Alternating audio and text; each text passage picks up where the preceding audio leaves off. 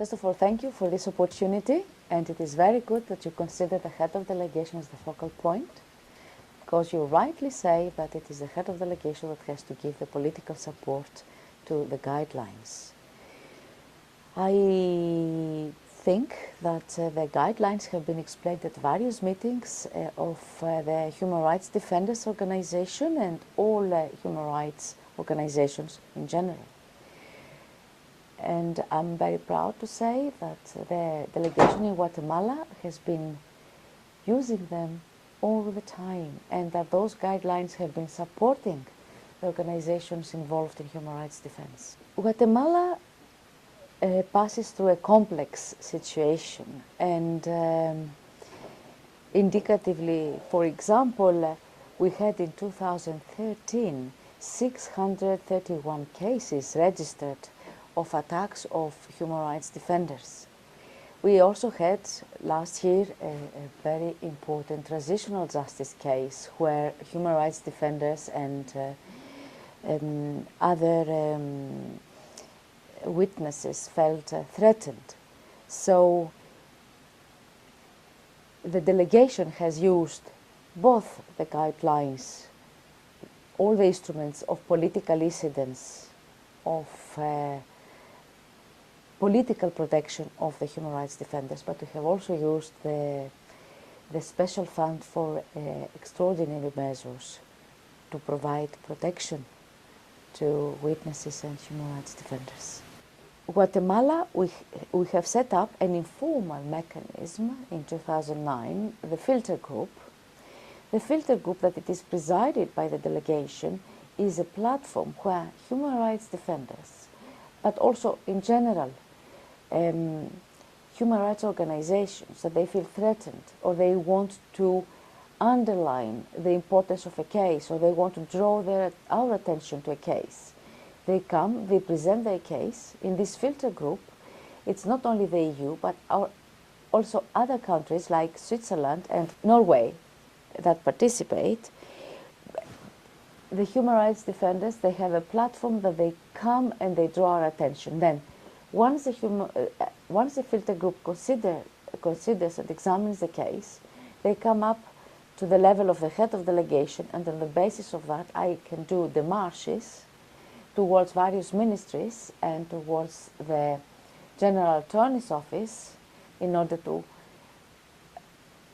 underline the importance of its case for us, and this puts political pressure, and I do hope that this makes a difference. Each year it would be very important that we put the emphasis on one issue, to be delivered, to have concrete results.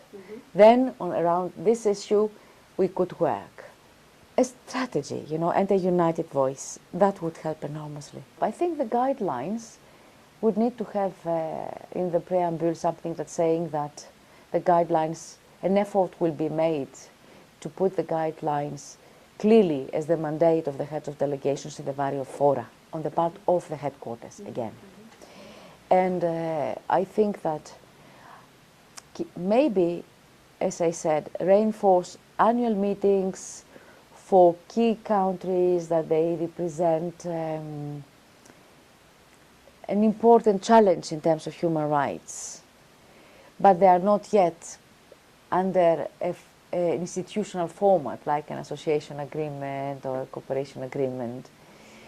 Then maybe one could think about human rights defenders being invited as well in headquarters and explaining what they are doing. One thing, but I don't know if it could go into the guidelines. I think it would be very important that the private sector also would be drawn in and be sensitized. A lot of effort has been done already. There are new guidelines about social responsibility of the enterprises. That is important. I think there a lot more could be done. The most difficult part for small delegations like ours is the staffing challenge. we are having a lot of cooperation programs to deal with, and everything has to be done according to our procedures. And human rights issues, they need a lot of political dialogue. They need a lot of engagement. So this is our biggest problem, lack of time to engage more.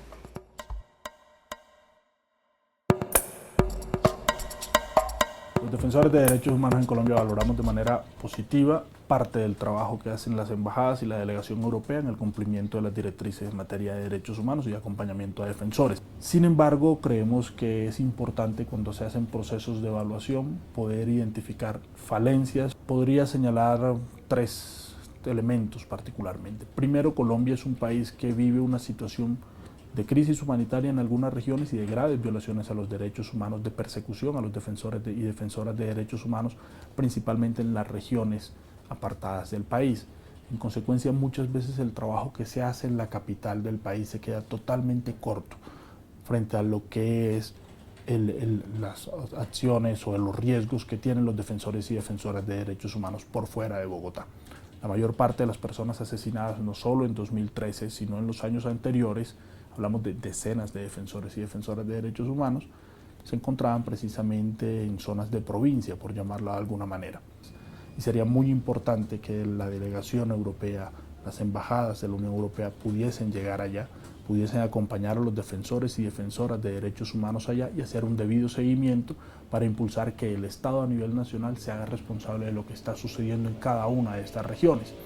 De lo contrario, lo que va a seguir sucediendo es lo que ya tenemos hoy, decenas de personas asesinadas. Cuando hablamos de poder llevar ese trabajo a la región, también me refiero a poder llevar el trabajo a la cárcel o a los escenarios judiciales, porque tenemos defensoras y defensoras de derechos humanos que están siendo perseguidos.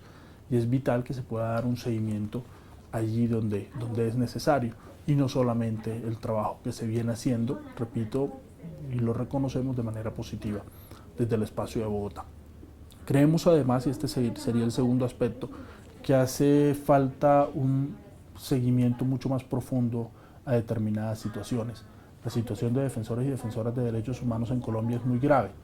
Y claro, ante este escenario bastante dinámico, necesitamos que haya un papel mucho más dinámico de seguimiento de los acuerdos con el Estado colombiano y del cumplimiento por parte del Estado colombiano de esos acuerdos. Muchas veces, tanto los defensores, la delegación y las embajadas, caemos un poco en la gran dificultad o en la enorme dificultad de que vamos corriendo tras cada una de las cosas que van sucediendo y no hay posibilidad realmente de podernos centrar a incidir en que determinados fenómenos cambien y de que se implementen políticas adecuadas que se materialicen en temas concretos de garantías a defensores y defensoras de derechos humanos. Ahí consideramos que sin duda alguna hay una falencia en el cumplimiento de estas directrices.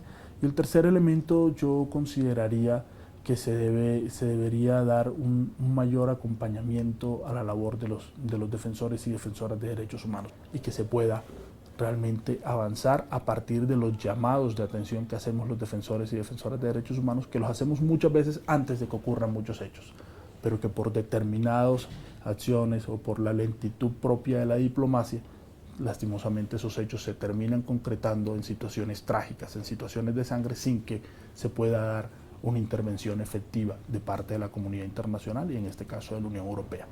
Finalizaría quizás planteando un punto, y es que no hay una labor uniforme de parte de las embajadas. No hay una labor que indique que se trabaja como cuerpo en los países de la Unión Europea hacia Colombia. Una cosa son embajadas que han tenido, si se quiere, en los últimos años un papel preponderante en el tema de derechos humanos, la embajada británica, la embajada francesa, pero lo cierto es que hay otros países que tienen una presencia fundamental en Colombia en aspectos, por ejemplo, comerciales, más no en el tema de derechos humanos. Y muchos de los grandes países de Europa Occidental, podríamos señalar, están en ese escenario.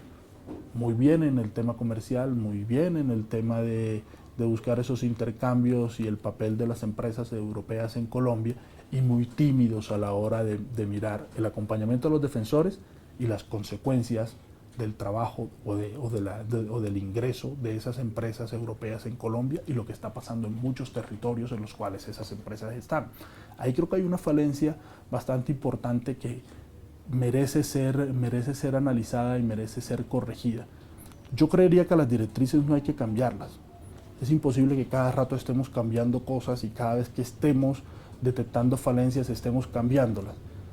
El punto aquí está en cómo esas directrices son cumplidas y cómo se logra que muchas embajadas que no tienen un papel protagónico en el tema de derechos humanos acaten esas directrices y tengan un papel mucho más protagónico, mucho más propositivo y del lado de los defensores de derechos humanos, que en últimas me parece es el espíritu de las directrices y es uno de los puntos más débiles que se tienen.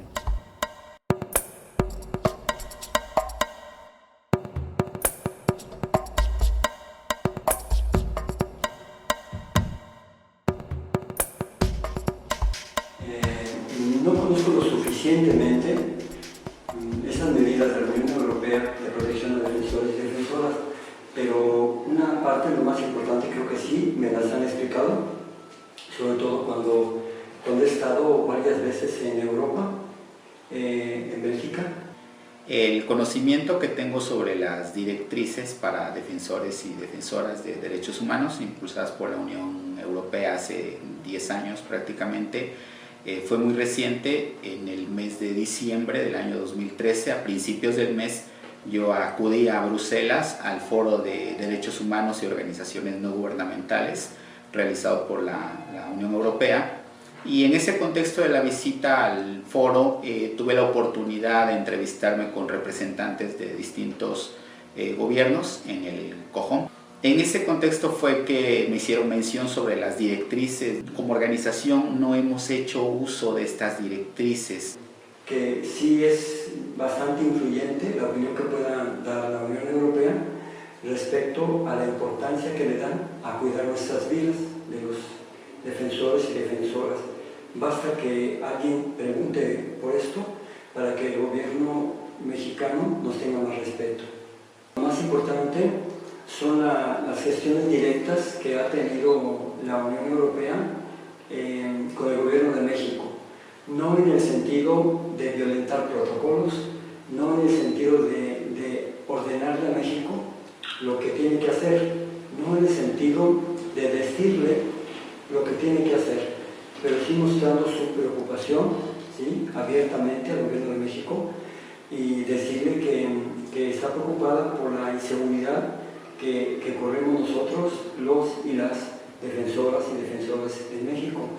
Ha estado como monitoreando, esa es la palabra, ha estado monitoreando. Sabe, el gobierno de México sabe que han venido aquí al albergue, por ejemplo, aquí han venido personalmente varias veces de las embajadas representando a la Unión Europea. Aquí mismo al albergue hasta nosotros ha llegado, han estado platicando y todo eso lo sabe el gobierno. Pero también, yo insisto, me han invitado a comidas, me han invitado a cenas, me han invitado a reuniones en la Unión Europea, en la delegación, pero también en las embajadas. Y todo esto al gobierno de México le manda un mensaje, ¿verdad?, de que la Unión Europea está muy preocupada por nosotras y por nosotros. Yo pienso que son acciones muy buenas y que puede seguir haciendo pues lo mismo, ¿verdad?, mostrando esa preocupación por nuestra seguridad y nuestra vida. Yo no percibo que haya habido algo que se haya obstaculizado o que no se haya podido hacer. Estoy vivo. Ese es el mejor resultado. Estoy vivo. Yo considero que tiene que haber una mayor promoción de estas directrices. Creo que es importante que en los distintos instrumentos, que en el diálogo, por ejemplo, en México-Unión Europea, en el foro previo al diálogo con las organizaciones civiles, se pueda difundir y discutir todo este planteamiento, ¿no? Y creo que es importante mantener en mesas de trabajo temáticas, ¿no? El caso de defensores, aunque podría ser un tema en sí mismo, en el caso, como ya comentaba hace un momento, de Oaxaca, tiene una variante en particular, que es un tema en el que nosotros hemos bordado en los últimos 2 o 3 años, que es el papel de los defensores comunitarios. Me parece que requiere una atención especial, sobre todo por el carácter de los defensores, por los temas en donde están involucrados defensores, que algunos de ellos o muchos de ellos están involucrados en temas de defensa de territorios, y ahí yo la recomendación que haría a la Unión Europea es que podamos establecer mesas temáticas de trabajo, seminarios de trabajo para dar a conocer y difundir estas directrices y de alguna manera también retroalimentarlas por el propio trabajo que hacen las organizaciones en Oaxaca y en México. Sí, hay un punto donde la Unión Europea nos puede ayudar muchísimo. Yo me voy a exponer menos en la medida en que la ley secundaria de migración o reglamento y con todos sus lineamientos sean más justas. Tenemos también que preocuparnos por incidir, hacer una incidencia política para que se generen las políticas públicas que en México se necesitan.